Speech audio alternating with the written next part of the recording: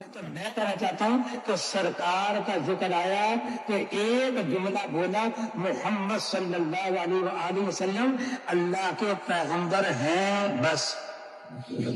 صحابہ کا ذکر آیا، 6-7 لائنیں میں آئیں کہ کافروں پر گرم ہے، آپس میں نرم ہے، تو ان کو دیکھے گا رکوع کر رہے ہیں، سجدہ کر رہے ہیں، اللہ کے فضل اور رضا کو تلاش کرنے کے لیے ان کا رکوع اور سجدہ ہو رہا ہے۔ میں اللہ گواہی دیتا ہوں ان کا سجدہ رکوع بڑا شاندار ہے، میں اللہ گواہی دیتا ہوں ان کا سجدہ رکوع بڑا شاندار ہے۔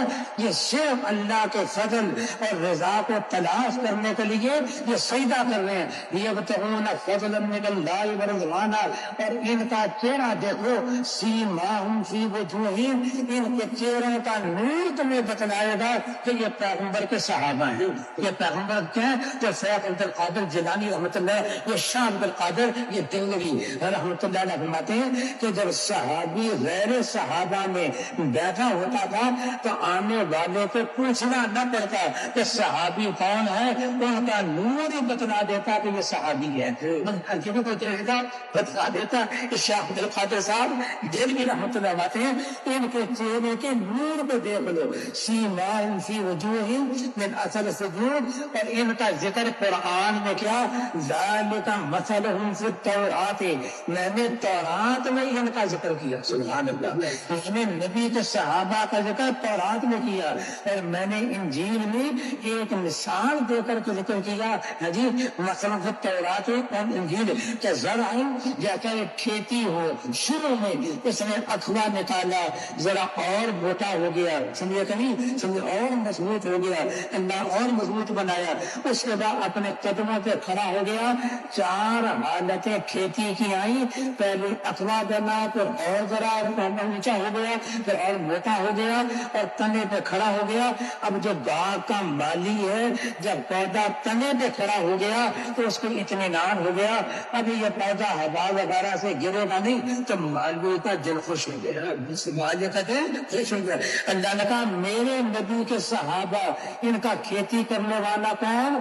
نبی میں ایمان کا بیج، جی صحابہ میں ایمان کا بیج ڈال کر اس میں پانی دینے والا، اس کا اخوا نکالنے والا، اس کو ذرا اور اونچا کرنے والا، موٹا کرنے والا، ان کے قدموں پہ کھڑا کرنے والا، ان کا مالک کون ہے؟ جناب محمد رسول اللہ صلی اللہ علیہ وآلہ وسلم۔ اور جب پودا قدموں پہ کھڑا ہو گیا، مالک کا دل خوش ہو گیا، تو صحابہ آہستہ آہستہ آہستہ آہستہ تدریجی طور پر ایمان کے اعلیٰ مقام تک پہنچے، اس درجے میں پہنچے کہ نبی کا دل خوش ہو گیا، نبی کا دل۔ اللہ کہتے ہیں میں نے صحابہ کی یہ شان بیان کی، صحابہ کی شان بیان، اللہ تعالیٰ ہمیں بچائے، اللہ ہمیں سمجھ رہا ہمارے عجیب دن ہے۔ صحابہ کی شان بیان کی، شان صحابہ تو کافر سن کر کے ان کو غیظ آتا ہے، ان کو غصہ آتا ہے، وہ صحابہ کی شان سن نہیں سکتے، تو ہم نے شان بیان کی تاکہ کافروں کو اور غصہ دلائیں، لیغیظ بہم الکفار، لیغیظ بہم، تاکہ کافروں کو غیظ آئے۔ تو جب صحابہ کی شان کا ذکر ہو رہا ہے تو جسے ناگوار ہو رہا ہے، امام مالک کہتے ہیں یہ آیت اس کو پہنچ گئی، جی اس میں بات کو یہ آیت اس پر جب صحابہ کی شان کا ذکر آئے، اگر کسی کو ناگواری گزرے، غصہ آئے، صحابہ کی کیوں شان بیان کر رہا ہے، یہ صحابہ کا تذکرہ کیوں کر رہا ہے، تو جسے غصہ آئے یہ آیت اس کو پہنچ گئی، آیت من اصبح وفی قلبہ غیظ علی اصحاب رسول اللہ صلی اللہ علیہ وسلم فقد اصابت هذه الآیہ، کہتے ہیں کہ جس کے قلب میں صحابہ کرام کا غیظ ہو، اس نے صبح کی ایسی حالت میں کہ صحابہ کا غیظ اس کے قلب کے اندر ہے، تو سمجھ لو یہ آیت اس کو پہنچ گئی۔ کیوں؟ غیظ اس کو ہوا کرتا ہے جو کافر ہو،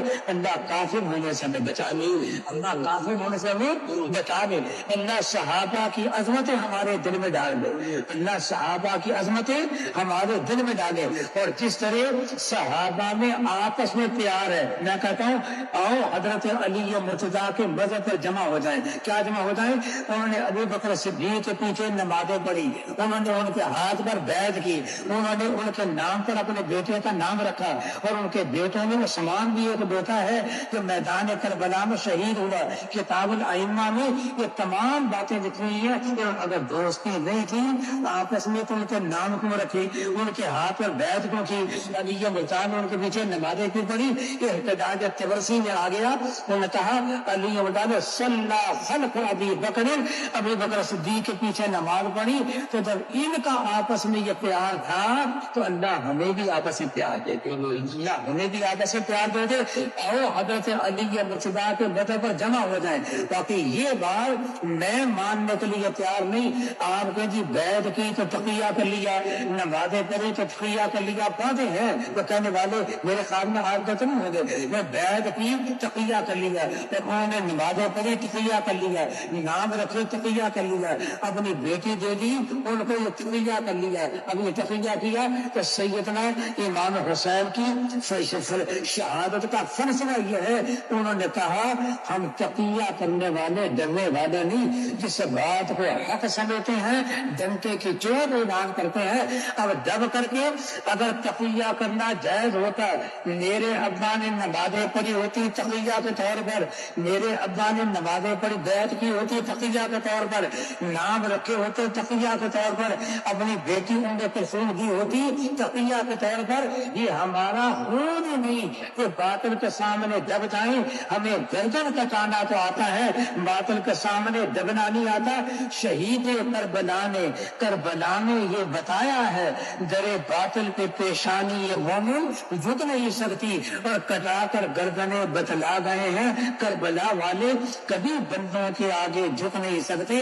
خدا والے تو میرے ابا پر الزام نہ لگاؤ, یہ ہمارا خون ہی نہیں ہے, یہ ہمارا خون. تو اللہ تعالیٰ صحابہ کی عظمت, اہل بیت کی محبت, جس طرح ان کا آپس میں پیار اور محبت, اللہ ہمیں وہ پیار اور محبت ہمیں بھی عطا فرمائے. اور حضرت علی مرتضیٰ کے مذہب پر اللہ ہمیں اکٹھا ہونے کی توفیق فرمائے, اور حضرت علی مرتضیٰ کے مذہب پر جو دونوں اکٹھے ہو جائے. خیال علی میں آیا تو اللہ تعالیٰ ہماری حاضری کا ختم ہو جائے.